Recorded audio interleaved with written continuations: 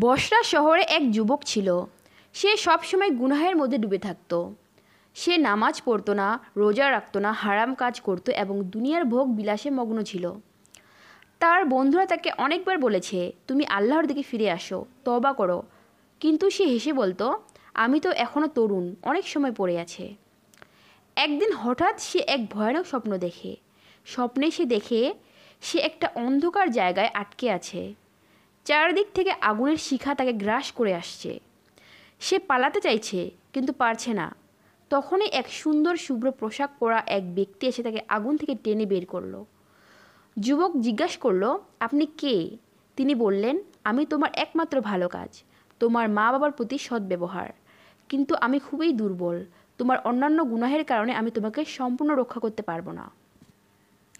ঘুম ভেঙে গেলে যুবকের হৃদয়ে এক পরিবর্তন আসে।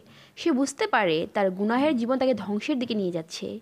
সে দ্রুত একজন আলেমের কাছে যায় এবং বলে, হয়তো আমি অনেক পাপ করেছি, আল্লাহ কি আমাকে ক্ষমা করবেন? আলেম বললেন, আল্লাহর দয়ার দরজা কখনো বন্ধ হয় না। যদি তুমি সত্যিকারে খাঁটি মনে তওবা করো, তবে আল্লাহ তোমাকে মাফ করে দেবেন। যুবক কেঁদে কেঁদে আল্লাহর কাছে তওবা করলো এবং নতুন জীবনের শুরু করলো।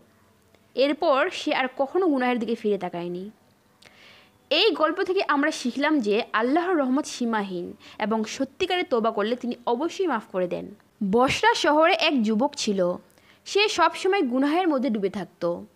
সে নামাজ পড়তো না, রোজা রাখতো না, হারাম কাজ করত এবং দুনিয়ার ভোগ বিলাসে মগ্ন ছিল। তার বন্ধুরা তাকে অনেকবার বলেছে, তুমি আল্লাহর দিকে ফিরে আসো, তওবা করো। কিন্তু সে হেসে বলতো, আমি তো এখনও তরুণ, অনেক সময় পড়ে আছে। একদিন হঠাৎ সে এক ভয়ানক স্বপ্ন দেখে। স্বপ্নে সে দেখে সে একটা অন্ধকার জায়গায় আটকে আছে। চারদিক থেকে আগুনের শিখা তাকে গ্রাস করে আসছে। সে পালাতে চাইছে কিন্তু পারছে না। তখনই এক সুন্দর শুভ্র পোশাক পরা এক ব্যক্তি এসে তাকে আগুন থেকে টেনে বের করলো। যুবক জিজ্ঞাসা করলো, আপনি কে? তিনি বললেন, আমি তোমার একমাত্র ভালো কাজ, তোমার মা বাবার প্রতি সদ্ব্যবহার। কিন্তু আমি খুবই দুর্বল, তোমার অন্যান্য গুনাহের কারণে আমি তোমাকে সম্পূর্ণ রক্ষা করতে পারবো না। ঘুম ভেঙে গেলে যুবকের হৃদয়ে এক পরিবর্তন আসে। সে বুঝতে পারে তার গুনাহের জীবন তাকে ধ্বংসের দিকে নিয়ে যাচ্ছে। সে দ্রুত একজন আলেমের কাছে যায় এবং বলে, হয়তো আমি অনেক পাপ করেছি, আল্লাহ কি আমাকে ক্ষমা করবেন? আলেম বললেন, আল্লাহর দয়ার দরজা কখনো বন্ধ হয় না।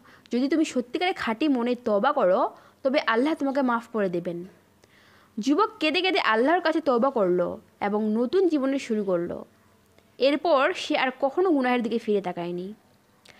এই গল্প থেকে আমরা শিখলাম যে আল্লাহর রহমত সীমাহীন এবং সত্যিকারে তওবা করলে তিনি অবশ্যই